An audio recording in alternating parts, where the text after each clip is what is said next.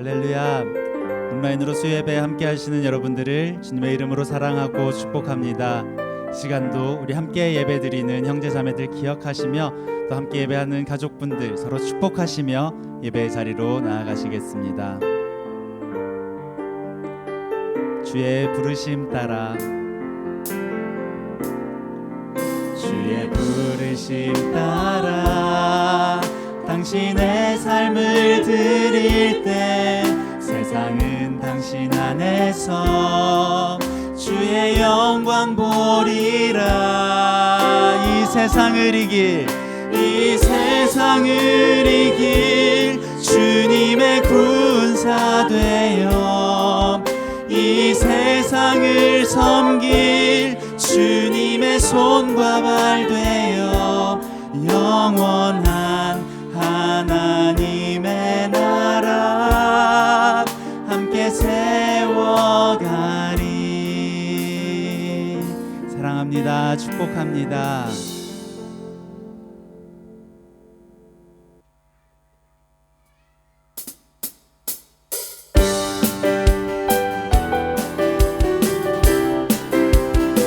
언제나 신실하신 주님의 이름을 시간 함께 기쁨으로 찬양합니다.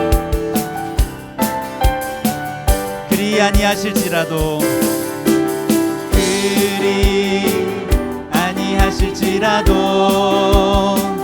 감사해요. 주님 뜻을 믿기 때문이죠. 그리 아니하실지라도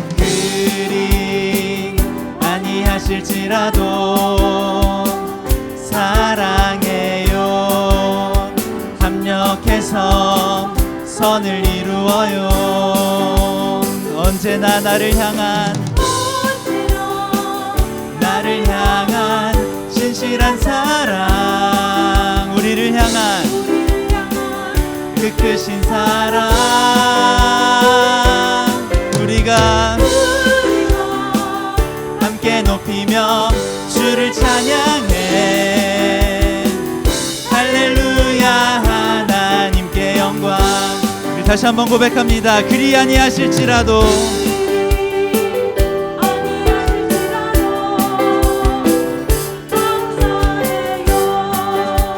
주님 뜻을 믿기 때문이죠. 그리 아니하실지라도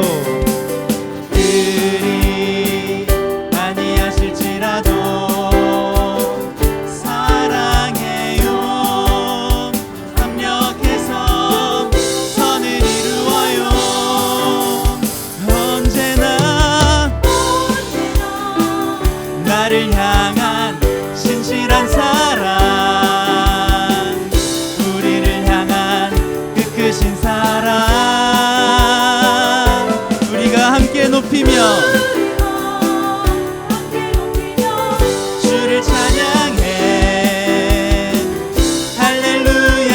하나님께 영광. 언제나 나를 향한 신실한 사랑, 우리를 향한 그 크신 사랑, 우리가 함께 높이며 주를 찬양해. 할렐루야. 하나님께 영광. 할렐루야. 하나님께 영광. 마지막으로 할렐루야. 하나님께 영광.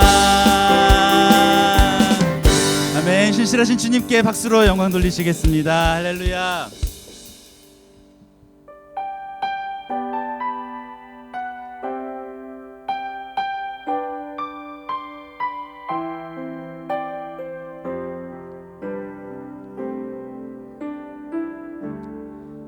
이곳에 임하신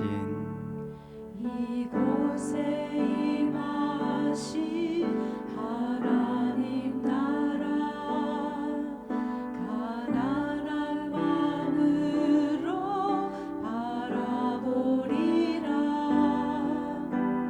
먼저 그 나라 그 뜻 구하며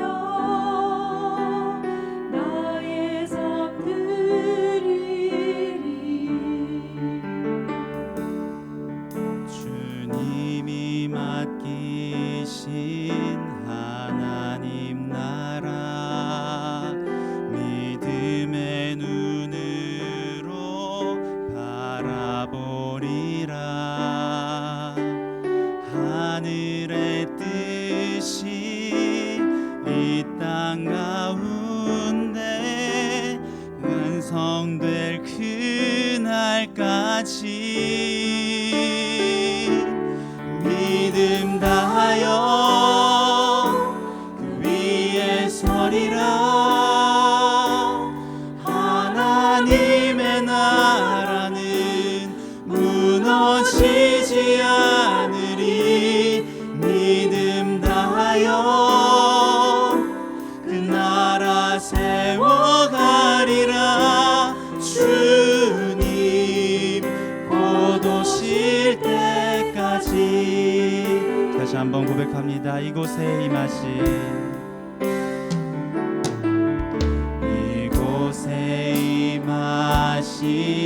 하나님 나라 가난한 마음으로 바라보리라.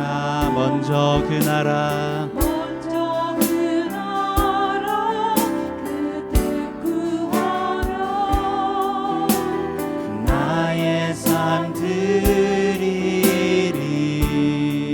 주님이 맡기신 하나님 나라 주님이 맡기신 하나님 나라 믿음의 눈으로 바라보리라. 하늘의 뜻이 이 땅 가운데 완성될 그날까지 믿음 다하여 그 위에 서리라.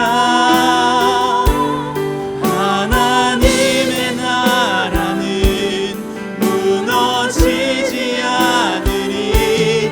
믿음 다하여 그 나라 세워가리라. 주님 곧 오실 때까지 주의 영광 이곳에 가득해.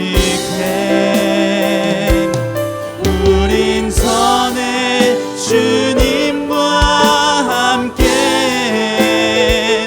찬양하며 우리는 전진하리.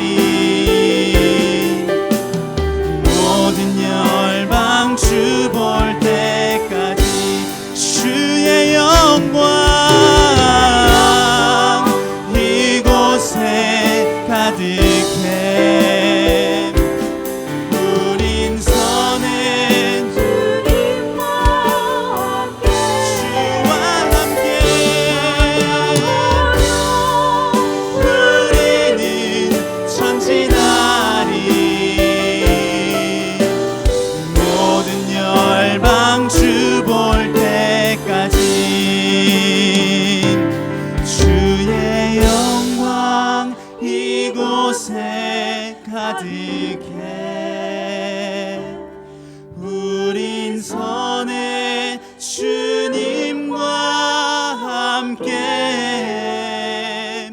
찬양하며 우리는 전진하리. 모든 열방 주 볼 때까지.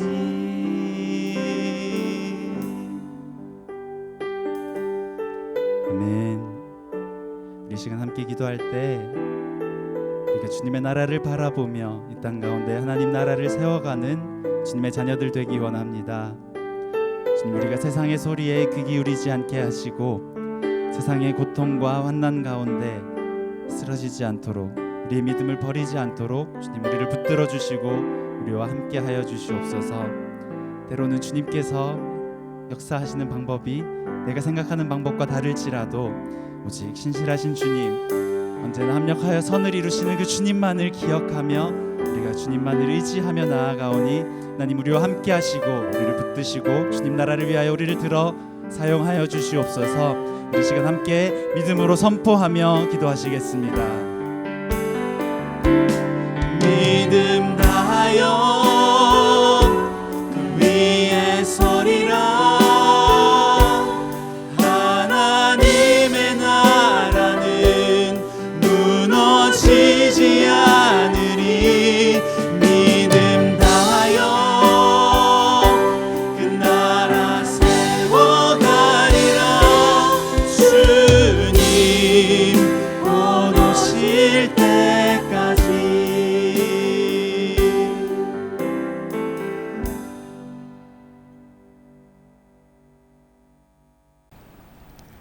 하나님, 지난 주일 주신 말씀을 붙들고 살게 해주셔서 감사합니다.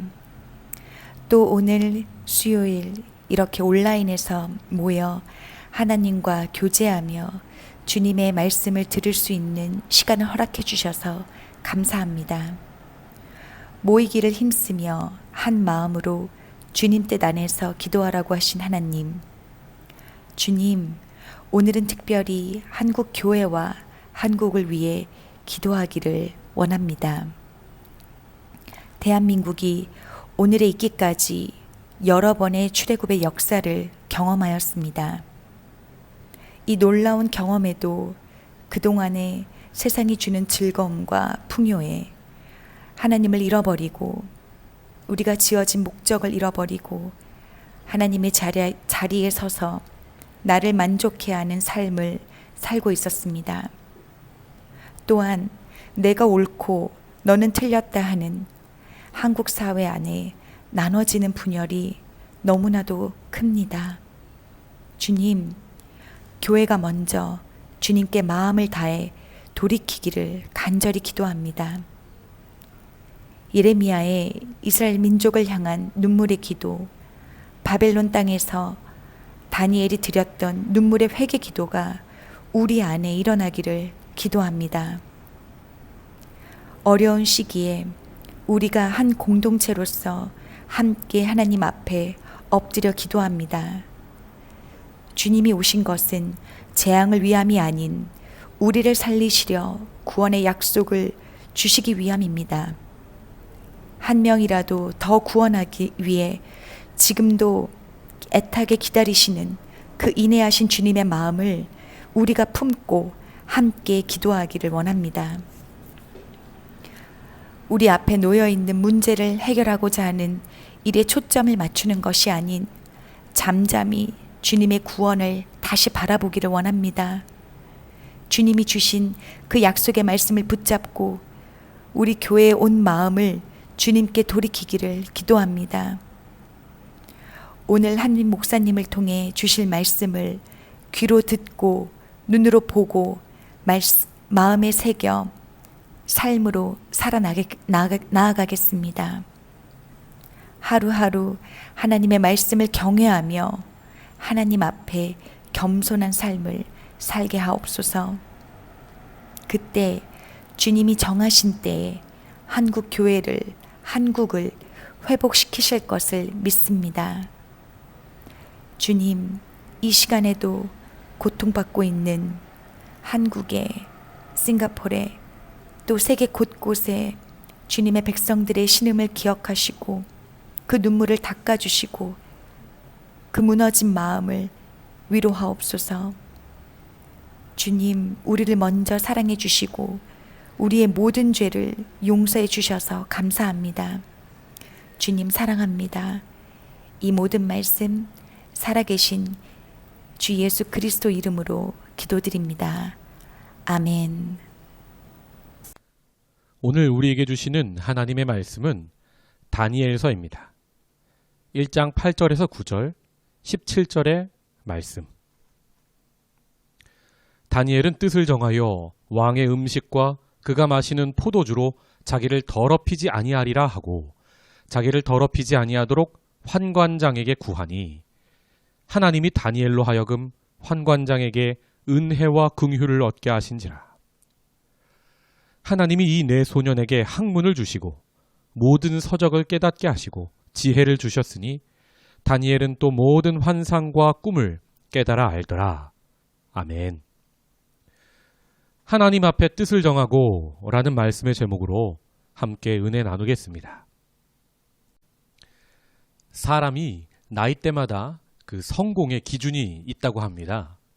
10대는 성공한 아버지를 뒀으면 성공한 인생이고, 20대는 학벌이 좋으면 성공이고, 30대는 좋은 직장에 다니고 있으면 성공이고, 40대는 2차 가서 쏠 수 있으면 성공이고, 50대는 공부 잘하는 자녀 있으면 성공이고, 60대는 아직 돈 벌고 있으면 성공이고, 70대면 건강하면 성공이고, 80대면 아내가 살아있어서 밥 차려주면 성공이고, 90대면 전화 오는 사람 있으면 성공이고, 100살에는 아침에 눈 뜨면 성공이라고 합니다. 유머이긴 한데 세상이 생각하는 성공의 기준을 우리가 알 수 있는 것 같습니다. 그럼 성경이 말씀하는 성공이란 무엇입니까? 예수님은 이렇게 말씀하셨습니다. 요한복음 10장 10절. 내가 온 것은 양으로 생명을 얻게 하고 더 풍성히 얻게 하려는 것이라. 요한복음 20장 31절. 오직 이것을 기록함은 너희로 예수께서 하나님의 아들 그리스도이심을 믿게 하려 함이요 또 너희로 믿고 그 이름을 힘입어 생명을 얻게 하려 함이니라. 아멘. 성도 여러분, 우리가 예수님을 믿고 그 생명을 얻으면 우리가 진정 성공한 인생입니다. 반대로 물질이 많고 권력이 있고 인기가 있다 할지라도 예수를 모른다면 그 인생은 생명이 없는 인생입니다. 요즘 전염병으로 몸과 마음이 힘든 이 시기에 오늘도 예수님께서 주시는 생명의 말씀을 우리가 받습니다. 이 말씀이 약한 우리를 강하게 하고 가난한 우리를 부하게 하고 눈먼 우리를 다시 보게 할 줄 믿습니다. 오늘은 다니엘서를 함께 나눕니다. 다니엘, 그 이름은 하나님이 나의 심판자라는 뜻입니다. 자신 앞에 어떤 이방 왕이 있어도 자기 인생을 성공인지 실패인지 심판하실 분은 오직 하나님이라는 뜻인 겁니다. 다니엘서는 총 12장으로 구성되어 있습니다. 1장부터 6장은 다니엘과 세 친구에 관한 6가지 이야기이고 7장부터 12장은 다니엘이 본 4가지 환상과 해석에 관한 내용입니다. 이 다니엘과 세 친구들이 경험한 다니엘서의 이야기들은 주전 605년부터 주전 530년까지 바벨론의 느부갓네살 벨사살 왕, 또 메대족 속의 다리오 왕 때, 또 페르시아 바사의 고레스 왕 때까지에 있었던 일들을 다루고 있습니다. 이 다니엘서의 주제는 모든 역사를 결정하시는 하나님의 주권입니다. 다니엘서의 예언을 살펴보면 하나님은 모든 악한 세력을 이기시고 모든 나라를 다스리십니다. 그러므로 하나님의 뜻에 순종하고 그 다스림을 받는 자들은 원수가 패배하는 것을 보게 되고 장차 오는 세대에 하나님과 함께 이 세상을 다스리게 됩니다. 우리도 다니엘서를 읽으면서 우리의 심판자가 하나님이신 것을 깨닫고 눈앞의 유혹이나 핍박에 굴하지 않고 그분의 온전한 다스림에 순종하면 우리도 부활의 때에 생명을 얻고 왕 되신 하나님 앞에서 잘했다 칭찬받고 상 받는 인생이 될 줄 믿습니다. 이 다니엘서는 12장으로 구성된 짧은 책이지만 이 깊게 한번 설명하자면 10시간도 모자랄 정도로 이 복잡한 역사적 선지식을 필요로 하는 책입니다. 이 다음에 기회가 있을 때 다니엘서를 강해 설교로 깊게 다루기로 하고 오늘은 아주 간략하게 1장부터 12장까지 그 장별로 중요한 뼈대만 살펴보겠습니다. 성경책을 펴시고 이 앞으로 뒤로 넘기시면서 함께 하면 좋겠습니다. 우리가 지난주까지 살펴본 에스겔처럼 다니엘도 포로 신분으로 바벨론에 끌려간 사람입니다. 그러니까 시작이 성공이나 평안과는 그 인생의 거리가 아주 먼 사람이었다는 뜻입니다. 다니엘서 1장 1절의 말씀입니다. 유다 왕 여호야김이 다스린 지 3년이 되는 해에 바벨론 왕 느부갓네살이 예루살렘에 이르러 성을 에워쌌더니. 아멘. 주전 605년에 바벨론 왕 느부갓네살이 예루살렘에 와서 나라의 보물과 성전의 아름다운 기구들과 그리고 포로들을 잡아갔습니다. 이것을 1차 바벨론 포로라고 말하는데 바로 이때 다니엘과 세 친구들도 포로로 잡혀갑니다. 다니엘서 1장은 다니엘서 전체의 서론인데 다니엘과 세 친구가 음식으로 자신을 더럽히지 않으려고 왕이 주는 고기와 포도주를 먹지 않으려 하나님 앞에 뜻을 정하는 이야기입니다. 다니엘서 1장 8절. 다니엘은 뜻을 정하여 왕의 음식과 그가 마시는 포도주로 자기를 더럽히지 아니하리라 하고 자기를 더럽히지 아니하도록 환관장에게 구하니. 포로가 주는 대로 먹어야 하지 않습니까? 그런데 율법의 말씀을 지키기 위해 음식을 거부하는 겁니다. 다니엘의 정체성이 포로라기보다 하나님의 자녀인 겁니다. 이 불가능한 상황 속에서도 말씀을 지키려 하는 그에게 하나님은 환관장을 통해 은혜와 긍휼을 얻게 하십니다. 그래서 그의 허락을 받고 다니엘과 세 친구가 율법의 말씀대로 열흘 동안 채식을 하는 실험을 합니다. 그런데 실험 끝에 육식을 한 사람들보다 얼굴빛이 더 좋고 아름다운 겁니다. 하나님께서 그들의 뜻에 감동하셔서 그렇게 막힌 길을 여십니다. 또 바벨론 언어로 공부하는 것이 쉽지 않았을 텐데 하나님은 그들에게 바벨론의 뛰어난 자들보다 10배나 더 뛰어난 지혜를 주십니다. 17절의 말씀입니다. 하나님이 이 네 소년에게 학문을 주시고 모든 서적을 깨닫게 하시고 지혜를 주셨으니 다니엘은 또 모든 환상과 꿈을 깨달아 알더라. 아멘. 세 친구까지 모두 함께 지혜를 얻는데 하나님 앞에 먼저 나서서 뜻을 정했던 다니엘은 마치 요셉처럼 모든 환상과 꿈을 깨달아 아는 은사를 받습니다. 그리고 다니엘서의 이야기가 이제 본격적으로 시작됩니다. 2장은 느부갓네살 왕의 꿈 이야기입니다. 2장 1절. 느부갓네살이 다스린 지 2년이 되는 해에 느부갓네살이 꿈을 꾸고 그로 말미암아 마음이 번민하여 잠을 이루지 못한지라. 왕이 꿈을 꾸었는데 마음이 너무 심란해서 나라의 박수와 술객과 점쟁이를 부릅니다. 그런데 이 왕이 얼마나 심술궂던지 꿈의 내용을 알려주지도 않고 내가 꾼 꿈이 무엇인지 먼저 맞추라고 합니다. 어떤 사람이 꿈 내용을 말해주지도 않는데 꿈을 해석할 수 있겠습니까? 아무도 왕이 꾼 꿈을 알지 못하자 왕이 화가 나서 바벨론의 모든 지혜자들을 죽이라 명합니다. 다니엘은 왕의 근위대장 아리옥에게 이 이야기를 듣고 자신이 그 꿈을 알아내겠다고 전하고 하나님께 기도하기 시작합니다. 하나님께서는 많은 생명을 구하시기 위해 다니엘에게 환상으로 왕의 꿈을 보이시고 해석까지 해주십니다. 다니엘은 왕 앞에 나아가 그 꿈을 맞추는데 내용이 이렇습니다. 왕이 본 것이 한 신상의 모습입니다. 신상의 머리는 금인데 이는 바벨론과 느부갓네살 왕을 뜻합니다.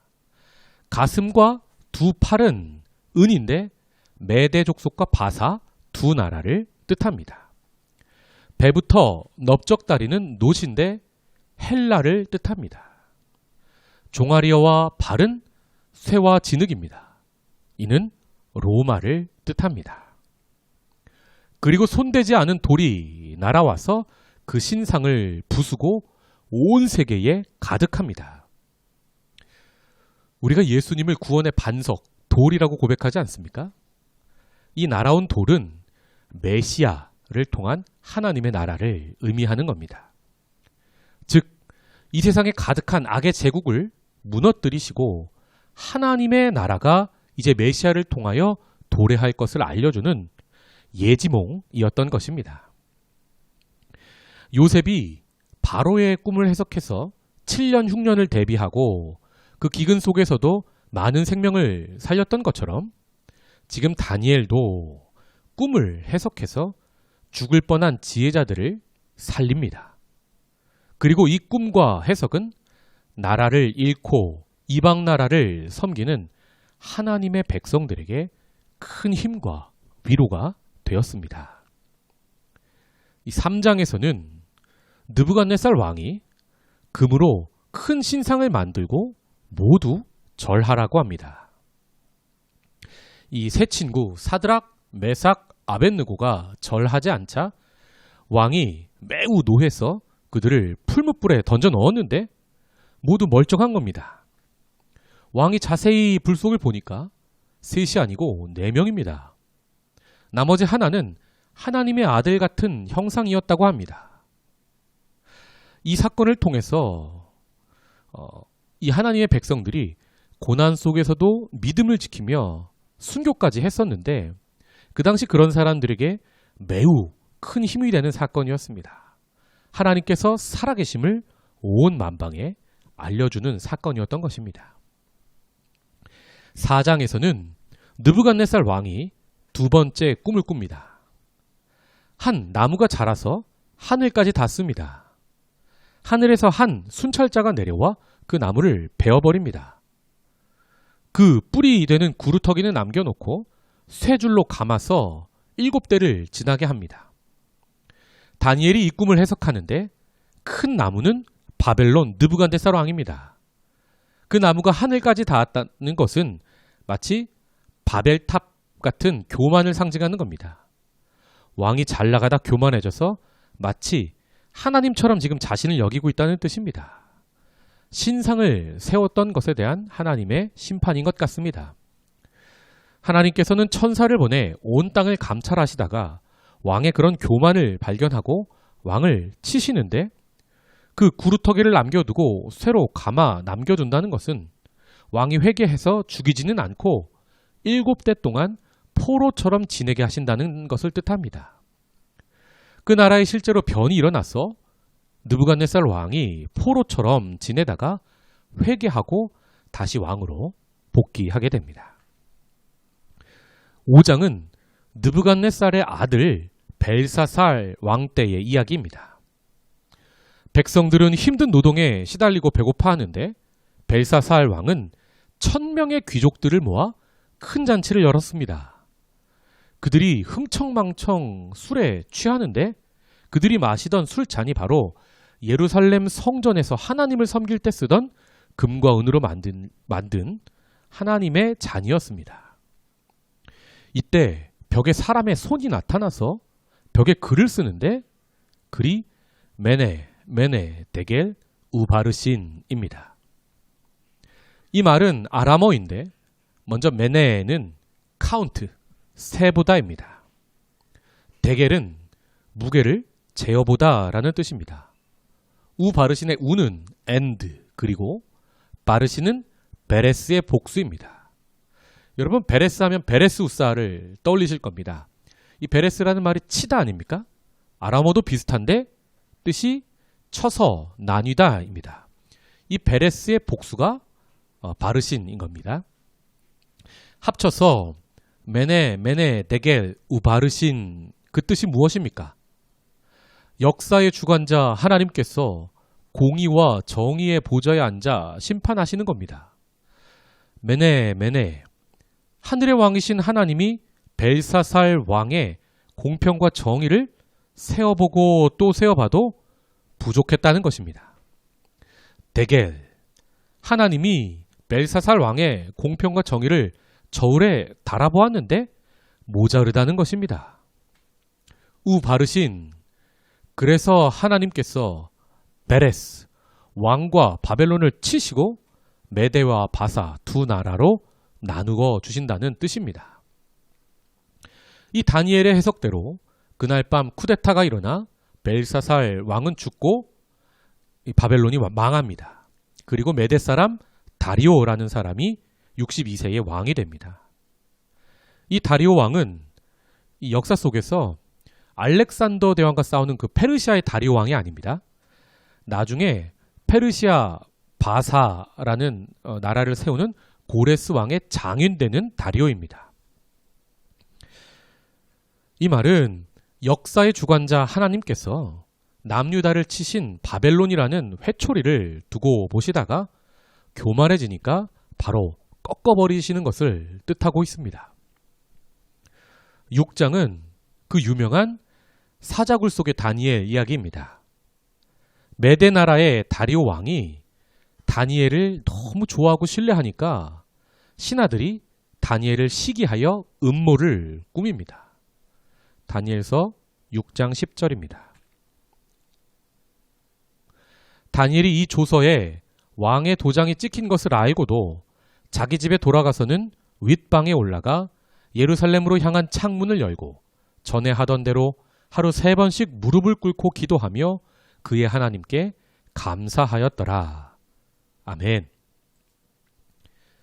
다니엘이 몰래 기도해도 되는데 예루살렘 성전을 향하여 창문을 활짝 열고 매일 하던 대로 하루 3번 무릎을 꿇고 기도하는데 불평이 아니라 하나님께 감사합니다. 이런 다니엘의 굴하지 않는 믿음과 그의 거룩한 습관을 우리가 잘 알 수 있는 장면인 겁니다. 이 법을 어기게 된 다니엘은 사자굴에 갇히게 되는데 하나님께서 다음날 새벽까지 천사를 보내서 사자의 입을 막아주셨습니다. 이에 다리오 왕은 다음날 하나님께 영광을 돌리고 다니엘을 구합니다. 그리고 다니엘을 시기하고 음모를 꾸민 신하들을 사자굴에 던져 넣습니다. 이때 배가 고팠던 사자들이 그 신하들의 뼈까지 부수어 먹었다고 성경은 말씀합니다. 이렇게 6장까지가 다니엘과 세 친구들의 실제 역사의 이야기입니다. 그리고 성경은 그들의 삶과 역사를 이렇게 평가합니다. 28절. 이 다니엘이 다리오 왕의 시대와 바사 사람 고레스 왕의 시대에 형통하였더라. 아멘. 다니엘은 바벨론에서 느부갓네살과 벨사살 두 왕을 섬겼고 메대 나라에서 다리오 왕을 섬겼고 또 페르시아 바사 나라에서 고레스 왕을 섬겼습니다. 이 고레스 왕이 이스라엘 포로를 돌려보내고 성전을 건축하라 명한 그 고레스입니다. 이렇게 나라가 3번 바뀌고 정권이 5번 바뀌고 나라의 왕이 그렇게 바뀌는 역사의 모진 풍파 속에서도 다니엘은 계속해서 총리의 자리에서 형통하며 그 나라를 잘 다스렸습니다. 성경은 그 시작이 1장 포로 신분의 소년이 불가능한 상황 속에서도 말씀을 지키기 위해 하나님 앞에 뜻을 정한 것이 그 역사의 시작이었다고 말씀합니다. 우리도 어려운 시기에 뜻을 정하여 하나님 앞에 말씀을 지킬 때 하나님께서 우리의 앞길을 형통하게 하나님의 손으로 붙잡아 인도하시고 사용하실 줄 믿습니다. 이렇게 전반부 1장에서 6장이 끝이 나고 7장에서 12장 후반부는 다니엘이 본 4가지 환상 이야기입니다. 여기서부터는 신구약 중간 역사에 대한 긴 설명이 필요해서 모두 다루지는 않고 7장에 나오는 4마리 짐승에 관한 환상만 살펴보겠습니다. 이 자세한 설명은 나중에 시간을 내서 신구약 중간사를 한번 다뤄보도록 하겠습니다. 7장은 바벨론 벨사살 왕 원년에 본 4마리 짐승에 관한 환상 이야기입니다. 7장 2절. 다니엘이 진술하여 이르되 내가 밤에 환상을 보았는데 하늘에 4바람이 큰 바다로 몰려 불더니 큰 짐승 넷이 바다에서 나왔는데 그 모양이 각각 다르더라. 성경에서 바다라는 곳은 하나님의 창조 질서에 반역하는 혼돈과 어둠의 세력을 의미합니다. 그래서 계시록에 보면 하나님의 나라에는 바다가 다시 있지 않는다고 나오는데 이것은 악에 대한 하나님의 승리를 선언하는 내용인 겁니다. 어쨌든 지금 다니엘서에서 그 사탄의 세력으로부터 4마리 짐승이 올라온다고 기록되어 있는데 이것은 4 제국을 나라를 의미합니다. 즉 이 땅에 세워지는 모든 제국은 악한 세력에 잡혀 있다는 것을 말하는 겁니다.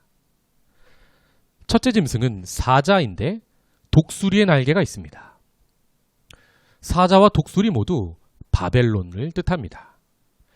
예레미야 선지자도 몇 번이나 바벨론과 느부갓네살 왕을 사자와 독수리에 비유했습니다. 둘째 짐승은 곰인데 이빨에 고기를 물고 있습니다. 이것은 페르시아, 바사 나라를 뜻하는데 고기를 물고 있다는 것은 야수처럼 여러 나라를 삼킬 것을 말합니다. 셋째 짐승은 표범인데 새의 날개 4이 있고 머리가 4개 있습니다. 이것은 헬라를 가리키는데 머리와 날개가 4이 있다는 것은 알렉산더 대왕이 죽은 이후에 나라가 넷으로 분열할 것을 말하고 있습니다. 알렉산더가 후계자 없이 33살에 열병으로 죽자 카산드로스, 리시마쿠스, 셀레우쿠스, 프톨레메오, 부하장군 4명이 헬라 제국을 넷으로 나누어 다스리는 것을 역사 속에서 알 수 있습니다. 그리고 가장 중요한 이 넷째 짐승은 열뿔을 가지고 있는데 무섭고 놀라우며 매우 강하고 쇠로 된 이가 있어서 먹고 부서뜨리는 짐승입니다. 이것은 그 당시에 셀류커스 왕조와 안티오쿠스 에피파네스 4세를 의미합니다. 이 사람은 로마와 전쟁을 벌이다 참패를 했습니다. 그리고 전쟁에서 지고 돌아간다가 예루살렘에서 유대인들을 향해 분풀이를 합니다. 이때 수많은 유대인들이 무참히 학살되고 그 시체는 개나 돼지의 먹이가 됩니다. 그리고 이 에피파네스 4세가 성전에서 돼지고기를 제우스에게 제물로 드린 사건이 있었습니다. 이때 정말 많은 하나님의 백성이 신앙을 지키다가 순교했습니다. 유대 역사에서도 손꼽히는 참혹한 피 흘림이 발생하였는데 이는 이제 그 땅에서 마카비 혁명이 일어나는 계기가 되기도 합니다. 이 내용은 신구약 중간사 시간에 따로 한번 설명드리겠습니다.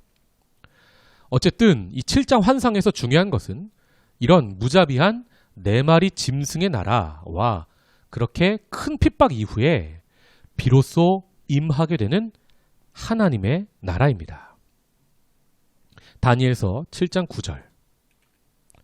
내가 보니 왕좌가 놓이고 옛적부터 항상 계신 이가 좌정하셨는데 그의 옷은 희기가 눈 같고 그의 머리털은 깨끗한 양의 털 같고 그의 보좌는 불꽃이요 그의 바퀴는 타오르는 불이며 불이 강처럼 흘러 그의 앞에서 나오며 그를 섬기는 자는 천천히요 그 앞에서 모셔선 자는 만만이며 심판을 베푸는데 책들이 펴 놓였더라. 아멘. 다니엘은 하나님을 봅니다. 에스겔 선지자가 본 것처럼 불 전차 보좌에 앉아 계신 하나님을 보는 겁니다. 이 불이 하나님 보좌 앞에서 강처럼 흘러나오고 그 앞에 천천만만의 사람들이 모셔 서 있습니다. 그리고 하나님의 심판이 펼쳐지는데 그 앞에는 책들이 펼쳐져 있습니다. 이 책은 사람들의 행위를 모두 기록한 책이고 또 구원받을 백성이 기록된 생명의 책도 놓여 있습니다. 심판자 하나님께서 공평과 정의로 심판을 시작하자 짐승들이 죽고 불에 던져집니다. 그리고 다니엘이 비로소 메시아를 보게 됩니다. 13절의 말씀. 내가 또 밤 환상 중에 보니 인자 같은 이가 하늘 구름을 타고 와서 옛적부터 항상 계신 이에게 나아가 그 앞으로 인도되매 그에게 권세와 영광과 나라를 주고 모든 백성과 나라들과 다른 언어를 말하는 모든 자들이 그를 섬기게 하였으니 그의 권세는 소멸되지 아니하는 영원한 권세요 그의 나라는 멸망하지 아니할 것이니라. 아멘. 여러분, 우리가 신약의 사복음서를 보면 예수님께서 자신을 가리키실 때 인자라고 말씀하십니다. 이 인자라는 말이 바로 다니엘서에 예언된 이 하나님 나라를 세우는 인자 같은 이 메시아를 말하는 겁니다.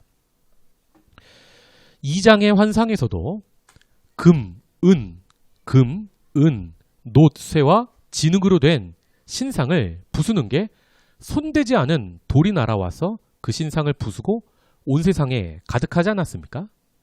그것처럼 7장의 환상의 핵심도 네 마리 짐승의 나라가 정말 무섭고 그들로 인해 핍박이 많고 많은 이들이 순교하게 되지만 결국에 하나님은 인자 같은 이번 메시아를 통해서 이 땅에 영원한 하나님의 나라를 세우신다는 것입니다.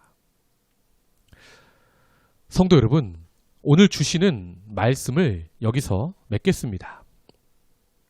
다니엘은 소년 때에 먼 이국 땅에 포로로 잡혀갔지만 하나님 앞에 뜻을 정하고 말씀을 지켰습니다.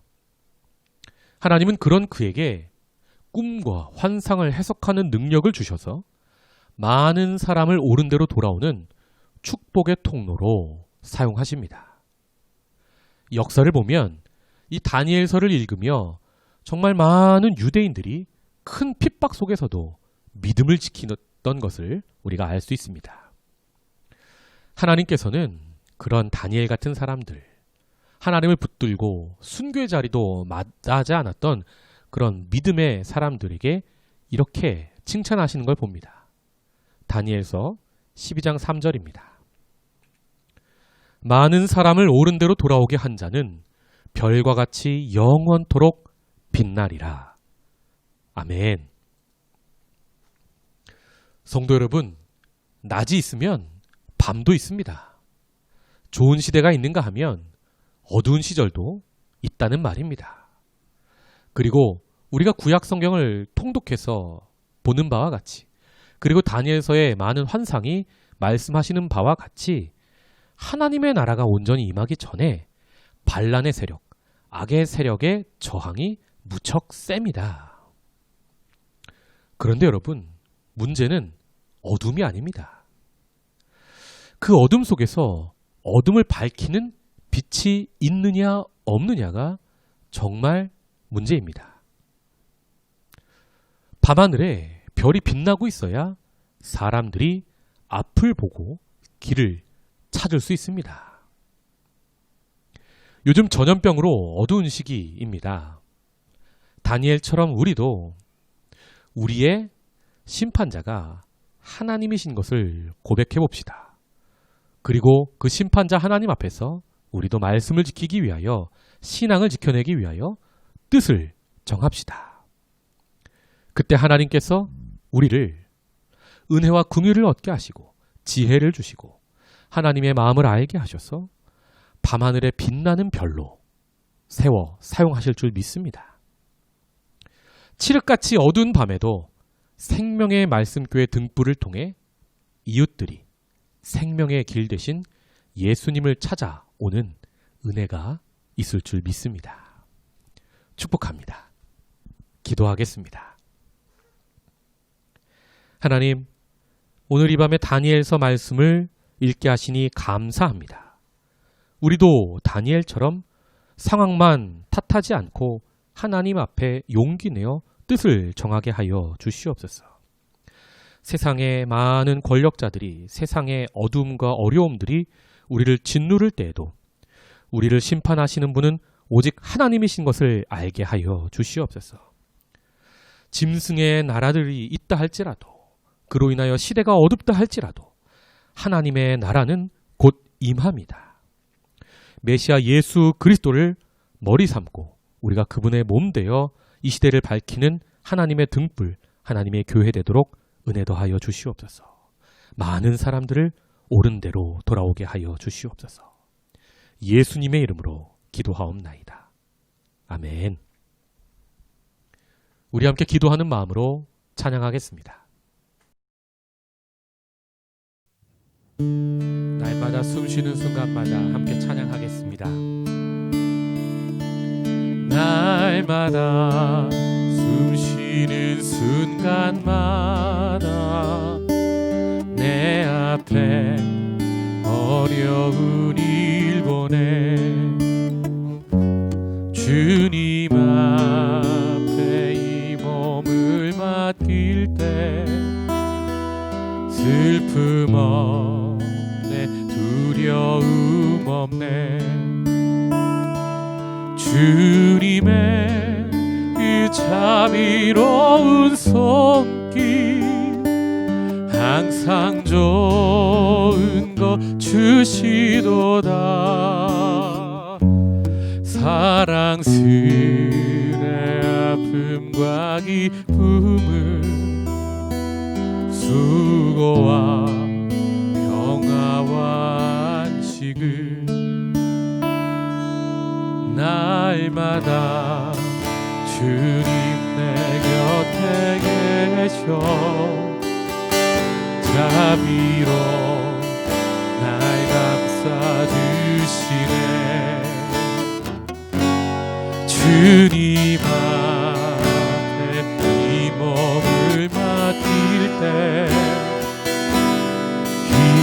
힘주시네, 위로함 주네. 어린 나를 품에 안으시사 항상 평안함 주시도다. 내가 살아 숨을 쉬는 동안 살피신다 약속하셨네. 인생의 어려운 순간마다 주의 약속 생각해보네. 주님 앞에 믿음 잃지 않고 말씀 속에 위로를 얻네. 주님의 도우심 바라보며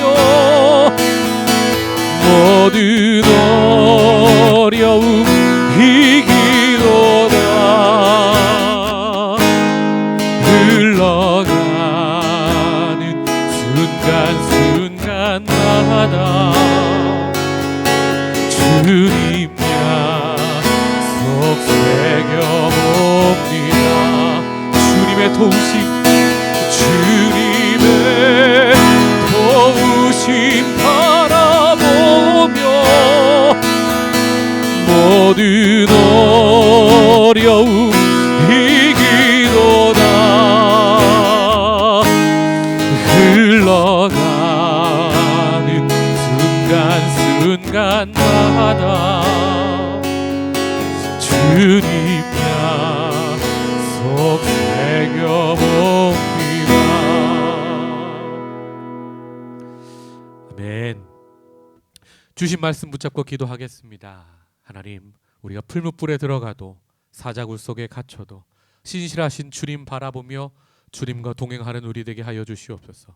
우리를 구원하시고 하나님의 나라로 인도하시고 참된 생명을 주시고 의와 공의의 심판자가 하나님이신 것을 알게 하시는 하나님, 온전히 하나님의 다스림 안에 있는 우리 되게 하여 주시옵소서. 세상의 유혹과 핍박을 뒤로하고 매일매일을 주님과 동행하는 우리 되게 하여 주시옵소서. 우리 함께 사모하는 마음으로 기도의 자리로 나아가겠습니다. 주님의 도우심 바라보며 모든 어려움 이기도다. 흘러가는 순간순간마다 주님 약속 새겨봅니다. 함께 찬양합시다. 주님의 도우심 바라보며 모든 어려움 이기도다. 흘러가는 순간순간마다 주님 약속 새겨옵니다. 주님의 도우심 바라보며 모든 어려움 이기도다. 흘러가는 순간순간마다 주님 약속 새겨봅니다. 아멘. 이제는 우리 구주 예수 그리스도의 은혜와 하나님의 사랑과 성령의 교통하심이 다니엘과 세 친구들처럼 어려운 상황 속에서도 하나님 앞에 뜻을 정하여 하나님과 동행하기로 다짐하는 아름다운 주님의 백성들 위해 이제로부터 영원까지 함께 하시기를 간절히 축원하옵나이다. 아멘.